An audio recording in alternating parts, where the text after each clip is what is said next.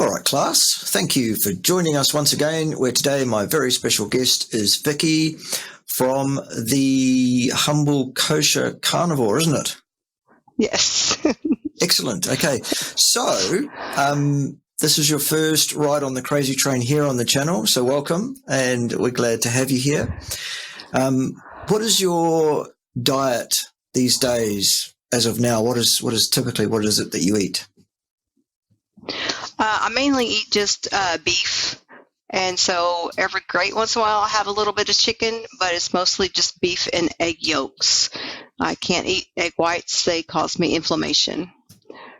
So, and I eat cheese every great once in a while. Okay. All right. So it's a fairly strict sounding carnivore diet. Are there any sort of transgressions or things that come in there things that you'd have to hand your card in for? No, I don't think so. I've been doing really good. So awesome. All right. I did try. I have an orchard, and so I did make the mistake of trying a handful of my blueberries from my orchard, and it took me about a week to get over the cravings and just being sick from just that little bit. So I will not do that again. Okay. All right. Well, there you go. All right. So how long has it been that you've been on this journey in terms of the carnivore diet anyway? 6 months, exactly. I'm 185 days right now. Okay. And so I started January 21st. So. Okay. I'm a note taker. I'm a very visual person, so I have my little journal. So. Cool. Oh, so you got everything recorded there? 187 days is today. There we go. Exact numbers. All right. So what was it that led you to this place of the carnivore diet? Who may have influenced you? What were you looking for? What were the issues? Well, the biggest issue I've always had is I have IBS and IBD, and then I also have Hashimoto, so I have autoimmune to where I have inflammation really bad. And I had started on the ketogenic diet. A lot of people, seem to start there, but I was still having such major issues and with constipation, and people would try to push the fiber in me, and I would try to tell people the more fiber I eat, the more constipated I get, and they would just act like I was a complete idiot.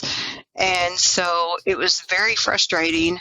I even went to a colonoscopist who had me taking a huge jar every single day of fiber. And so I was just doubled over. I couldn't walk.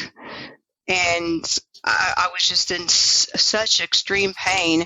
And so I finally, I just took it out and threw it in the trash. I said, I'm not doing it anymore.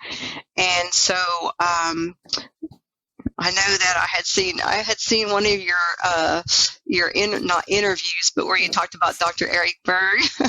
But Dr. Eric Berg is actually the one who suggested carnivore for me. And I had called into one of his Q&As because, I didn't know what else to do. I was kind of at the end of my rope, and I called into his Q&A on a Friday, and I, just kind of gave the rundown of the issues that I had been having, and he suggested that I go ketovore. And so, well, I looked into ketovore. Well, it was basically the same thing I was already doing. So I didn't see any logic in trying that. And so I just kind of got into a little bit of a depression. But my husband introduced me to Dr. Barry. And so I started watching his videos, and I binged watched them. And then I ordered a book, a carnivore book by Dr. Saladino, which I know he's gone the total opposite way now. But so the book that I read was his book, and then also Dr. did Dr. Berry's book, Dr. Paul Saladino, and Dr. Baker's book. And so I started out on like the tier 2, but again, that was the same thing as I was doing. There wasn't anything different. And so I just jumped right into it. And I decided that I was going to start out really strict.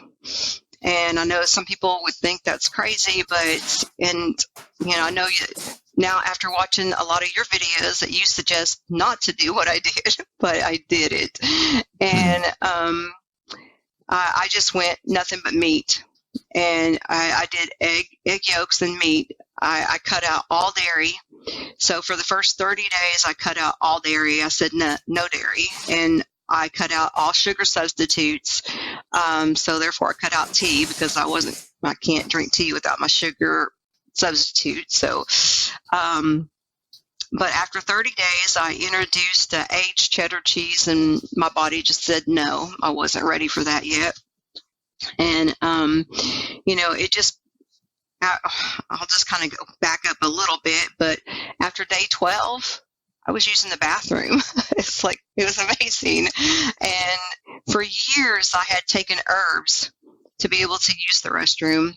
And I know this is TMI for some people, but, you know, it's your health and you want to feel good. And, but after, I guess it was about day 14, I finally just tossed aside the herbal pills. And because I just felt like I didn't need them anymore. And so I continued just eating my beef, and I had introduced some chicken, but I just find that I just feel better eating beef. And so I don't know how to explain it, but my gut felt better, and the IBS was just completely gone. The IBD was completely gone, and I didn't have the inflammation that I had before. And so, but then I still was waking up with inflammation. So I got a little frustrated with that, wondering when was this going to, you know, go away. But like I said, by day 14, I didn't have to take any herbs to use the bathroom. And so, you know, that just felt good, because all my life I've struggled, you know, with having issues with the IBS and IBD. And,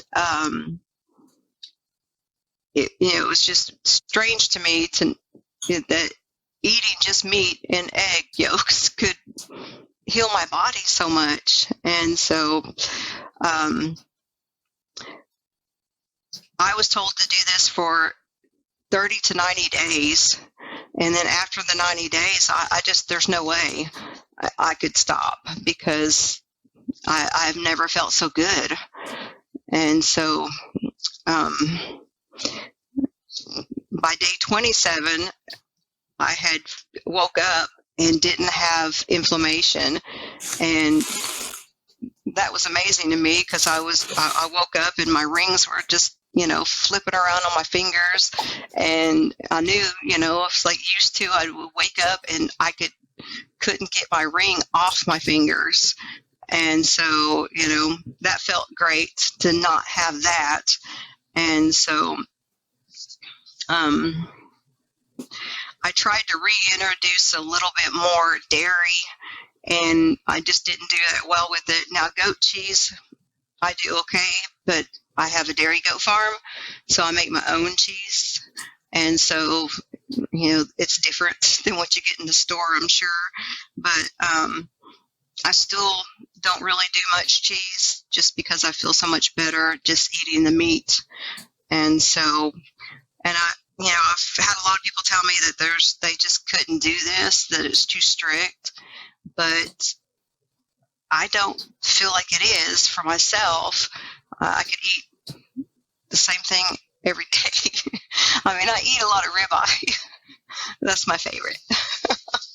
Very fatty ribeye. Awesome. And so I'm looking at my notes, sorry. It's all good. The one thing that I did notice as well is that I've had a lot of anxiety, panic attacks in my life, and a lot of claustrophobia.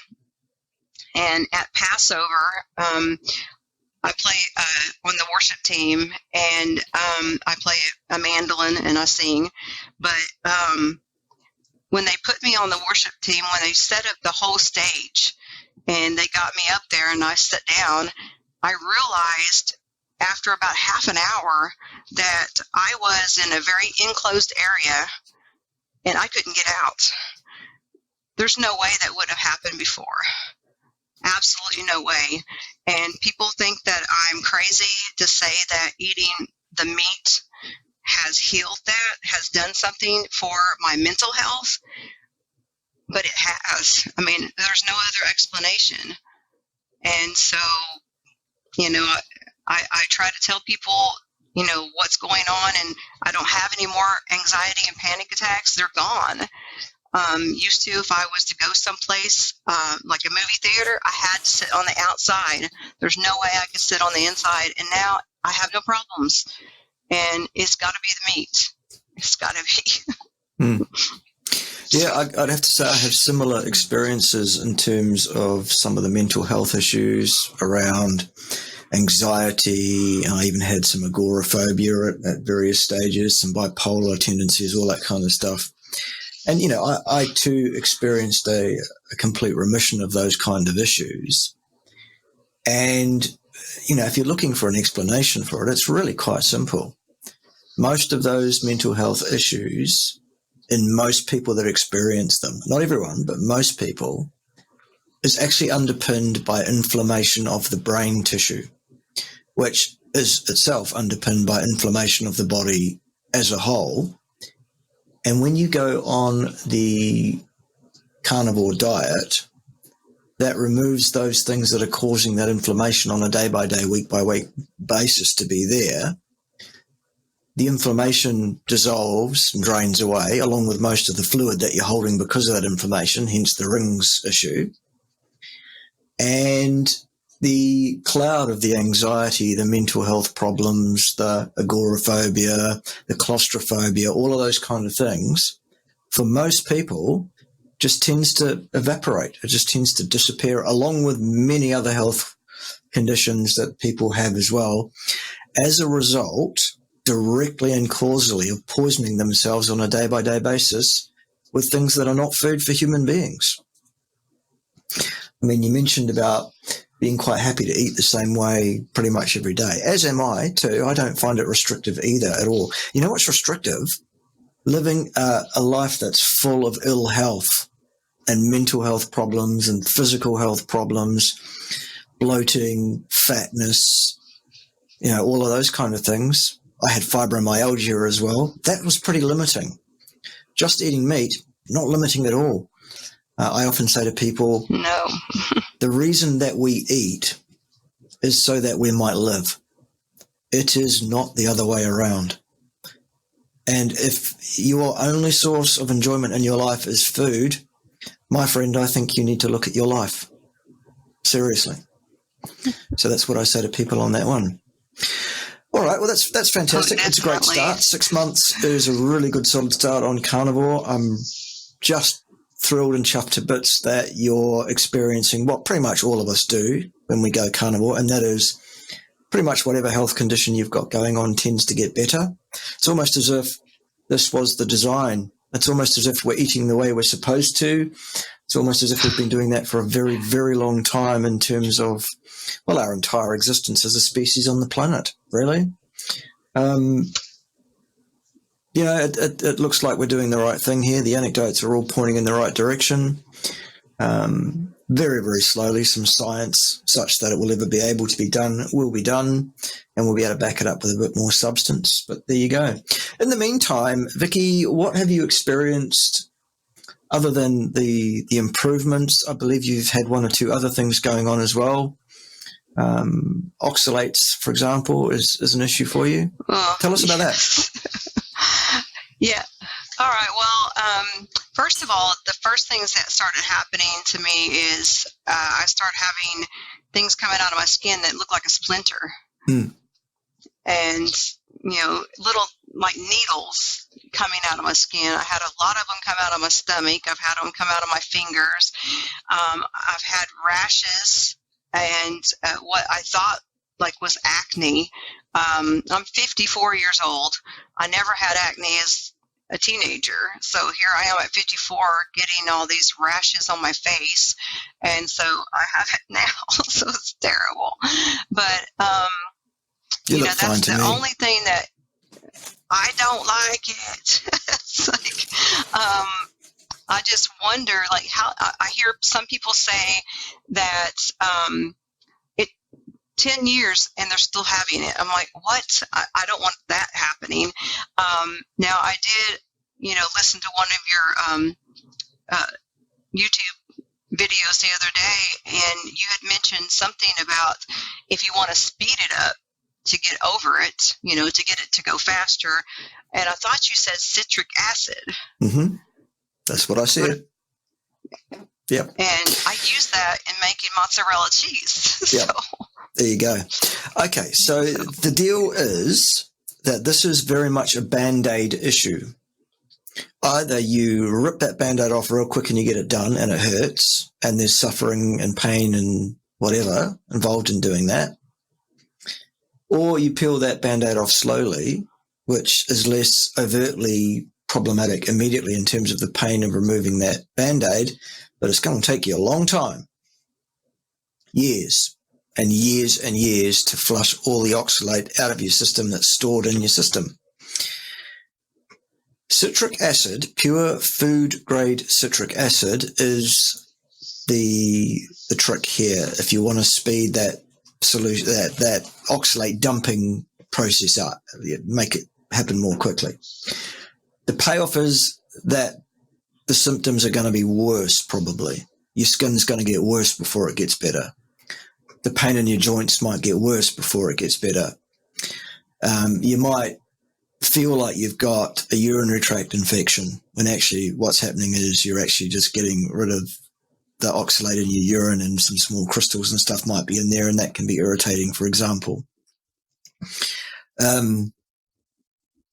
It can be quite a nasty thing, but it does get it done more rapidly. Here's how it works.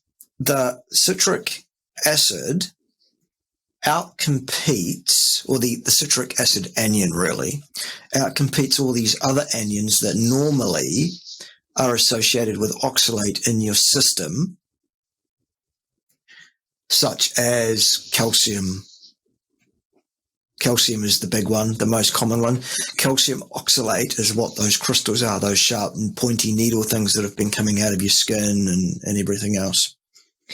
So what citric acid does is it dissolves those crystals and it outcompetes the calcium for binding, if you like, to the oxalate, and that does not precipitate out as crystals in your system, and as such allows you to urinate out much more oxalate much more rapidly.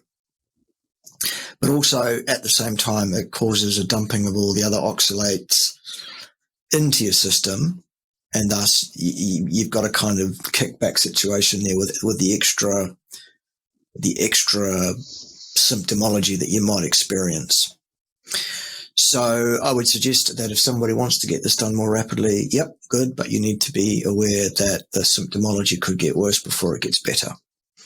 So it's just 1/4 teaspoon of pure food-grade citric acid in an 8-ounce glass of water once or twice a day. No more than that, by the way. That's the upper limit, twice a day, 1/4 teaspoon. It will taste very, very sharp, very acidic when you drink it. I also suggest a good rinse afterwards, and probably brush your teeth as well straight afterwards so that it doesn't start eating into your dental calculus sort of situation. That has been very effective, I've found, in a lot of people in terms of getting that situation expedited. So there it is. Not oxalate, not citrate supplements. A lot of people you can get calcium citrate or magnesium citrate or an orotate version or all those kind of things, which is they usually come in tablets. It's like in a salt form. You don't want that. It has to be pure food grade citric acid, which is usually sold as a white crystalline powdery substance. Looks kind of like really fine grained salt for those that don't know. You can actually get it straight off Amazon and eBay, I believe. Just make sure you get food grade. Yeah, I have it for my cheese. Yeah. I have it because I use it for making mozzarella cheese. It's what makes it stretch. Yeah. Yeah. Awesome. Good. Okay. So that's the oxalate thing. It's very common for people to start dumping out oxalate once they remove the oxalate from their system. The other little bit of advice I'll give you for free on that one is avoid vitamin C supplementation pretty much at all costs. Okay, I don't take any. Yeah. The only supplements that I do, I don't really do supplements, but the only things that I do is electrolytes. Okay. So, and magnesium. Right. Sure. Right. So the reason that you want to avoid vitamin C in terms of oxalate, for those that don't know, is because a lot of people think if there's excess vitamin C in your system, you just urinate it out, which is true to a large degree. You do, but not all of it gets urinated out directly as vitamin C. Some of it gets metabolized in your body first, and the metabolic byproduct of vitamin C is oxalate. So you don't want to be doing that. You do not need to supplement with vitamin C if you're on a fully carnivorous diet. You will not be vitamin C deficient. So I would just stay right away from that personally. Cool bananas. Right. All right. One of the things that I've noticed too is that at this time I'm not at the smallest weight that I was at on the keto diet, just by about 4 pounds, but I'm actually 6 inches smaller around my waist. So to where, at the end, but right before I started, I had gained some weight on keto, and that was because of the keto treats. Yeah. And so, but after starting carnivore and losing weight, that wasn't my ultimate goal. Of course, that's, it's a great goal. And, but the one thing that, it's hard for me to understand exactly is this possible on eating this way for me to be a little bit heavier than I was, but I'm like 6 inches around my waist smaller than I was on keto versus carnivore. And okay. I would love to understand the science of that. Sure. Yeah. Okay. What you need to understand on that is that it's very, very likely that you have less fat in your fat cells, ergo the reduced measurement around your waist, for example. But at the same time, because you're eating a species-appropriate, species-specific diet and your health and digestion has been so vastly improved, you're now able to absorb more protein and keep more of that protein in your body as muscle tissue. So the extra weight is likely in the form of muscle. And we're only talking about a couple of pounds here, so we're not talking about a huge amount. But you need to know that a 1-inch cube of fat weighs about 1/3 of what the same sized cube of muscle tissue weighs. Muscle is much, much heavier than fat per unit volume. And as such, I would suggest that that's likely what the situation is there. Plus your water retention will be less because you'll be less inflamed entirely.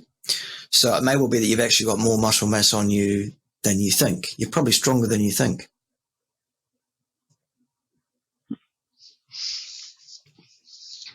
Well, one of the things that I've noticed too is like used to when I'd wake up, I couldn't bend my fingers, and I had arthritis really bad, and that's gone.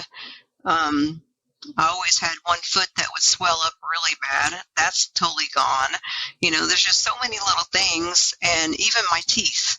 I don't have plaque buildup anymore. Yeah. So, I mean, I am just looking forward to, more healing that this is going to bring me. And I'm just still amazed at what this way of eating has done for my health. Wait till you've been on this diet for 2 years. You will not know yourself. You will feel better than you did when you were in your early 30s. I can guarantee it. Oh, that'll be fantastic. Yeah. I mean, I feel like a kid again in a lot of ways. I've now been on this way of eating, this way of living, to a level over 90% adherence for probably 7 years now. And I just feel like I get younger and younger and better every year. There are still one or two things. It is a long, long process to get your health back when you start eating the right way and living the right way and doing the right things by your body. A lot of people say to me, how long does this take for me to get better? To which my immediate response is always, well, how long did it take you to mess your health up? What makes you think it's going to come right overnight? I mean, there are remarkable changes that happen remarkably quickly. Within 6 months, Vicki, you've experienced an incredible list of improvements that if you never got any more improvements than that, you'd have to be happy, wouldn't you? You'd have to say that was fantastic. Oh, yeah, exactly. And it's like, I think about how I could eat a big meal on keto. And after eating that meal, I still craved something. I still wanted something, and I would still end up in the kitchen looking for that sweetness, that sugar, which, I had the sugar substitutes, and so it's supposed to have been healthier. But, why was I still craving these things and eating when I shouldn't have been eating? Because I wasn't hungry, but I wanted something. And that's something that's now, it's like I'm completely satisfied after I eat my meal, which is usually ribeye. And I don't want anything. And so it's, I used to actually be fooled into believing that I only needed 6 ounces of meat at each meal. Mm-hmm. And so, I actually really believed that lie, and so, I had showed you my before picture of what I looked like. And, before I was even keto, I was on the standard American diet, eating low fat. I ate a lot of vegetables. People would say I ate like a rabbit, but in their mind they had to be thinking, how could I be so fat? What was I really doing behind closed doors? But I wasn't. I ate low fat. I didn't allow any butter in my house. It was just crazy, and I was just completely fooled by what I was told the way I was supposed to be eating. And 5'1" at 270 pounds. And, it just, I cannot tell you the times that I just sit and cried and wonder, what can I do? And so keto helped me to lose a lot of weight quickly. And then carnivore has just put me over into, I don't know, the end zone or whatever. I'm not a sports person, but it's like just into health that I never thought I could have. I thought that a lot of the stuff that I had to deal with, I really thought that I was just going to have to suffer the rest of my life. A lot of things I was told was genetic. Oh, that's just, something that runs in your family. That's just what you're going to have. But they're already within 6 months of eating carnivore, they're gone. And so, it's just one lie after another. And I'm just still amazed, by everything. I can go somewhere and be around a lot of other food, and I have no desire for it, none whatsoever. And like I had told you, I tried the handful of blueberries from my orchard, and they made me completely sick. I used to have I was hypoglycemic. I'm not anymore, but after eating a handful of blueberries, I had a reaction, and my blood sugar hit down to 20. And so now, if I even think about a blueberry, and I just automatically, my stomach hurts, and I just feel sick. And it's like, I don't want those anymore. And so, and I'm glad. Maybe that was a good thing that I had that experience, because now I don't have to wonder, can I eat this? Because I know that I cannot. And so, sometimes the only other thing I ever crave is eggs. I crave egg yolks a lot with my meat, and I don't know what's behind that. What is it in that egg yolk that my body must need? And so I just try to listen to my body and eat what I know is good. Good plan. Love it. Okay, so are you running a social media campaign of some kind? Do you have a YouTube channel or things other than your Instagram? Are you coaching? Tell us a bit more about what you're doing in the background. Well, I'm not coaching because I've only been doing this for 6 months, so I don't feel like I have enough knowledge to coach somebody. But I do have I had a YouTube channel that I used to be called Vicki's Keto Way of Life, but I switched the name to Vicki, the Kosher Carnivore. And so, because I eat kosher, so I don't eat shellfish and pork. And so on my Instagram, it's Vicki, the Kosher Carnivore. And so, I share as much as I possibly can to try to tell people about this way of eating, because I hope it can help somebody else that has had the same issues that I have, had, I should say. And so, I'm not out to, do anything big, but, I see people that's coaching, and, maybe at some point I can have, be able to help others, and that would be great. But, for now, I just. Okay. Well, look, Vicki, if you share the truth out there of what you've experienced and what it is that you know, however much or little that may be, and you convince one person to try this way of living, this way of eating, and it changes their life for the better, that's no small thing. That's a massive thing. I congratulate you for doing it. It's been a real pleasure talking to you. It's been great to meet with you. I always enjoy talking to new people who are part of this carnivore community, either for a long time or for a short time. I'll link all your various social media and stuff underneath the video here in the show notes so that people can find you easily.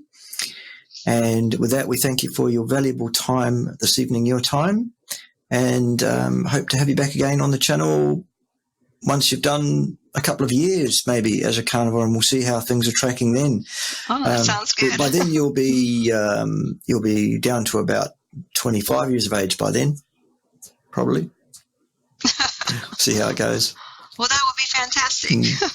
I mean, I've turned 50 this year myself, so I'm in the half century club, and to me it's like, wow. I thought when I was younger, I thought when I got to this age, my life would be over, and I'd be like, what is even 50? What is that? And I just don't feel like I'm anywhere near that. So there you go. I don't, when I look at. Well, like I said, I'm 54, and so. I mean, my mom, she died at 54, so, and I wish my mother could have known about this way of eating, so I just want to share as much as I can. Absolutely. Keep doing it. So thank you. Not at all. All right. Thanks for that. And we'll see you again soon.